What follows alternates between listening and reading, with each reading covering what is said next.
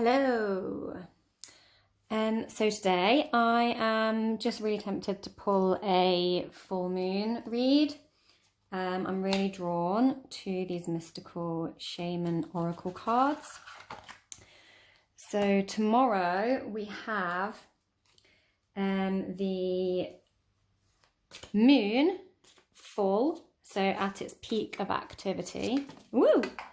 And there's already a card there. I'm just going to put that face down so we'll reveal that in a minute. So we have got the moon at 5 degrees and the sun of Leo, sorry, and the sun at 5 degrees of Aquarius. And we have got Pluto conjunct the sun as it's moved into Aquarius. So the new moon we just had as well, and all of the lunar cycle at the moment, is really powerfully connected to Pluto, which is causing massive sort of transformational energies within the lunar cycle. The new moon certainly had a lot of that, as it was in its last degree of Capricorn. So that signifies a lot of endings and what we need to look at ending. And this new moon's this full moon so far is looking pretty powerfully connected to Pluto still. So that transformation energy is still there. I'm going to take another of these, and that one wants to come out for me as well. So we'll see what we have got. The staff and soul retrieval. Wow. So there we go. That's that transformation energy. We've got a butterfly. We've got a chrysalis or cocoon. Chrysalis is probably a better word. And as we know, the butterfly is goes through a huge transformation. When it's in that chrysalis, it completely and utterly dissolves and becomes something new. And interesting that we've got soul retrieval. So maybe we need to dissolve something to retrieve our soul. Quite literal there. And the staff, so it looks, when I first pulled it, I thought it looked a bit like a giraffe. But we've got this staff that's like a giant wand with the skull on top with the antlers. And so, you know, staffs are often used as like a receptor. And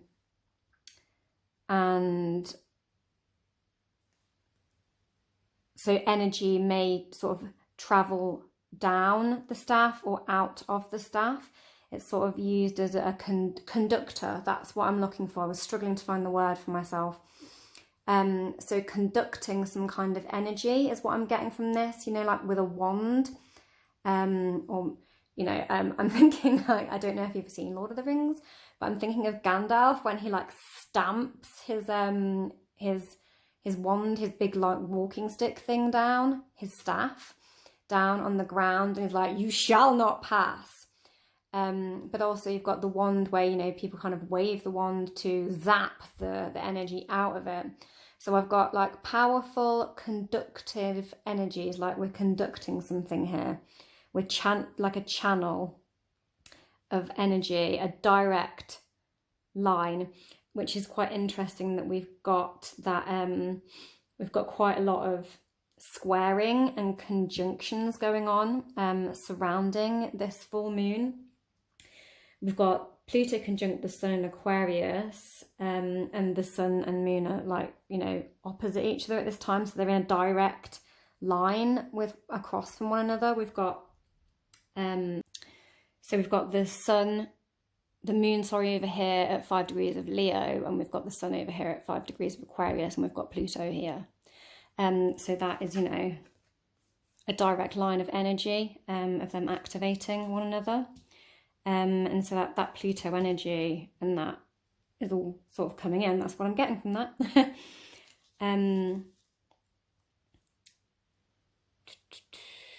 What shall I take next? Let's go with a light seers.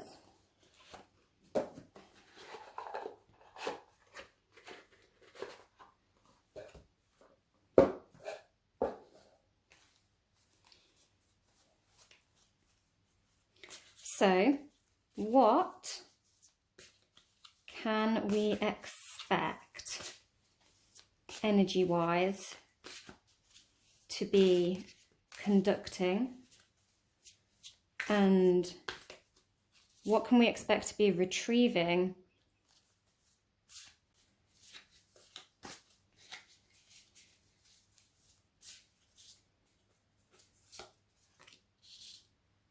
the Hierophant? Lovely. So the Hierophant has this lovely stairway going up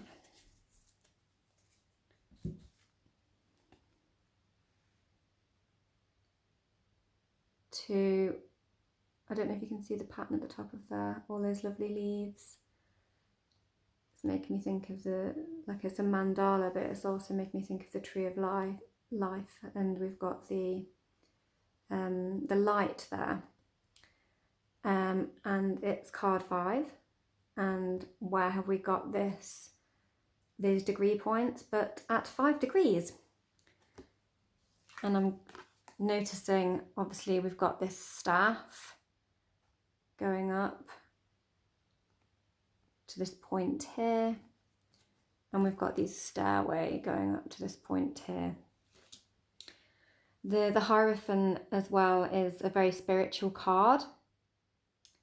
I don't know if you can see here, but he's got a lot of religious symbols around him, and that is because he usually represents like the like a prophet or a guru or a head of some sort of faith. So, you know, he's like a guide. He's like the one that's going to guide you towards the enlightenment, whatever that faith may be. It's like, and I'm getting like the pathway, like soul path. We're looking at soul retrieval. We've got spiritual path here, basically. Someone guiding us to a spiritual path. So I'm finding that really interesting. One more for me, please. Universe.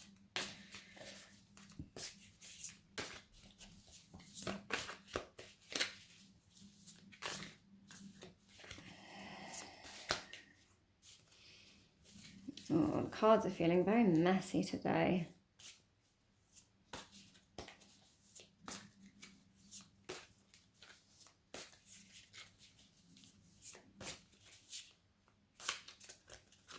This one. Oh, the Tower. One more, please.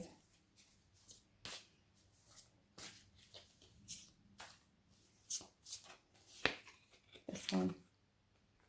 The Queen of Cups.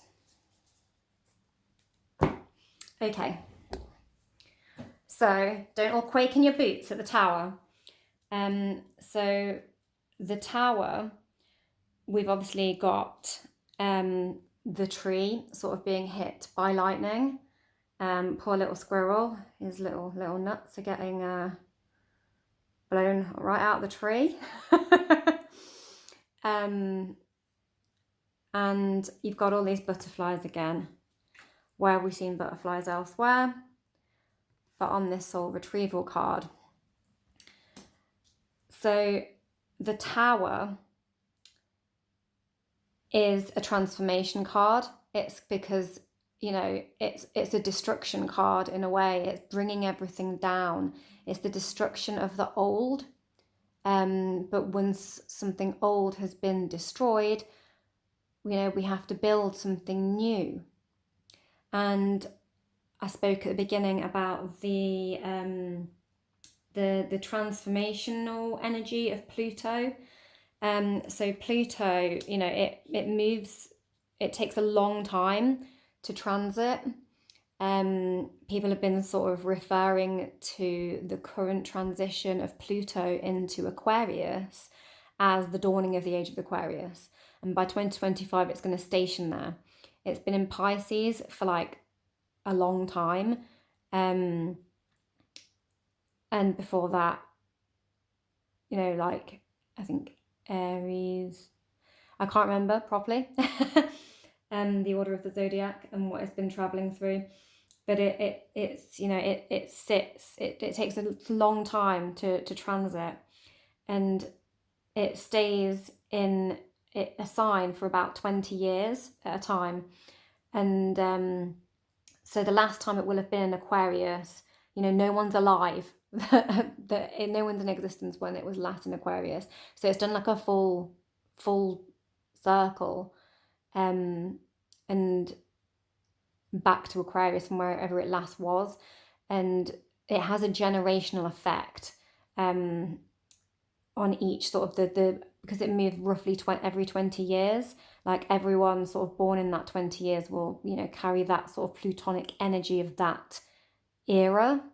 It's banging on a little bit too much there about Pluto, but it's also the underworld. So generational effects, the underworld, you know, ends of eras basically, and destruction of, you know, maybe beliefs that existed in previous decades, centuries, generations, you name it. Big stuff.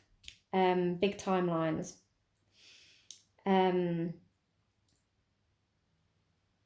So we're looking at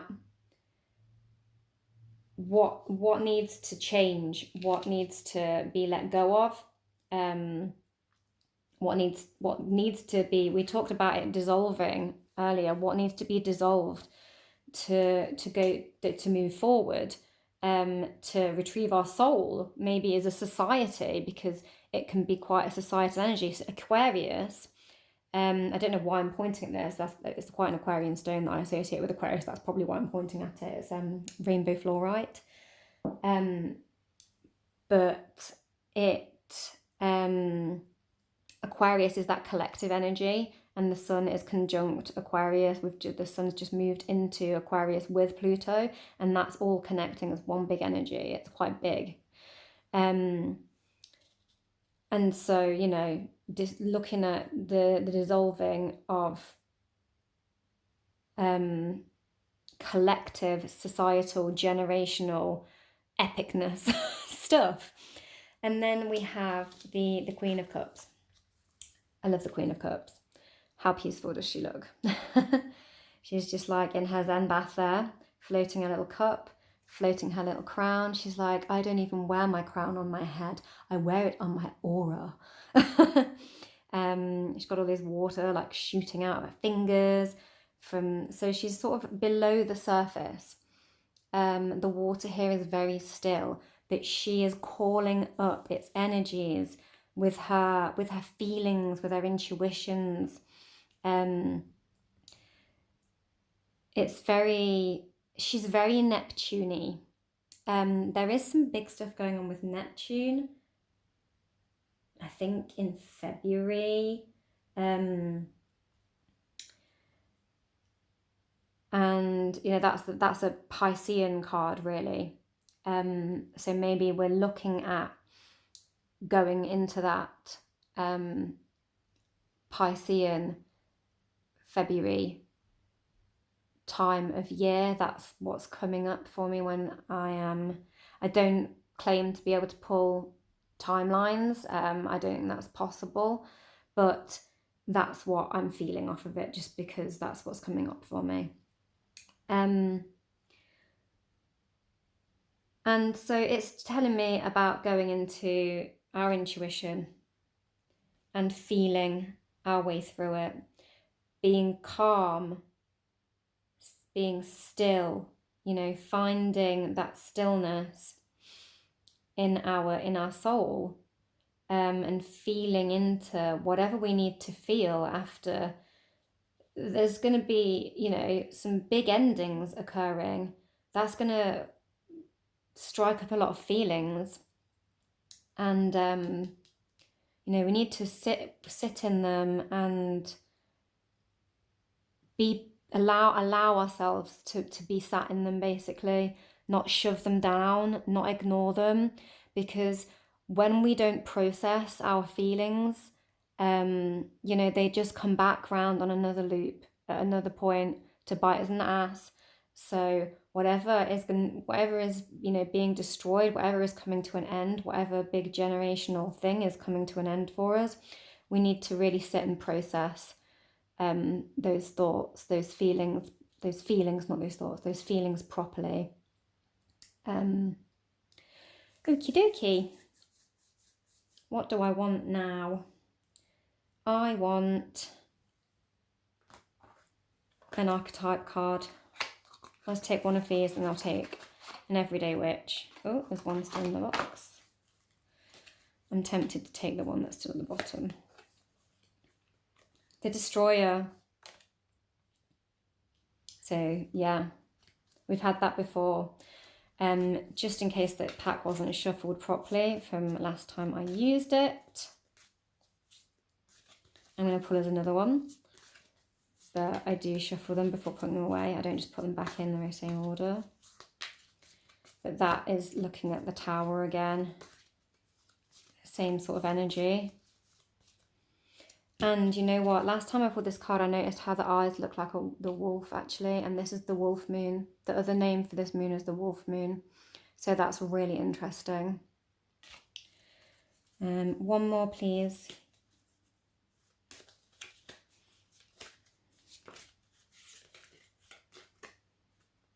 Keep going. This one. The seed. So planting seeds of change. That's what I'm getting. And, you know, we talked about generational stuff. So generational is like to do with our family. The roots. I'm getting seeds, roots, beginnings. Every end has a new beginning. And, you know, it's what we sow now, what seeds we sow now, and what new beginnings we invest in now that are going to affect, you know, the future generations for a very long time. There's a reason why things are getting cleared out and destroyed, because we need change. So I'm feeling quite emotional, oh my God. Getting very emotional. But, you know, to sort of retrieve our souls, to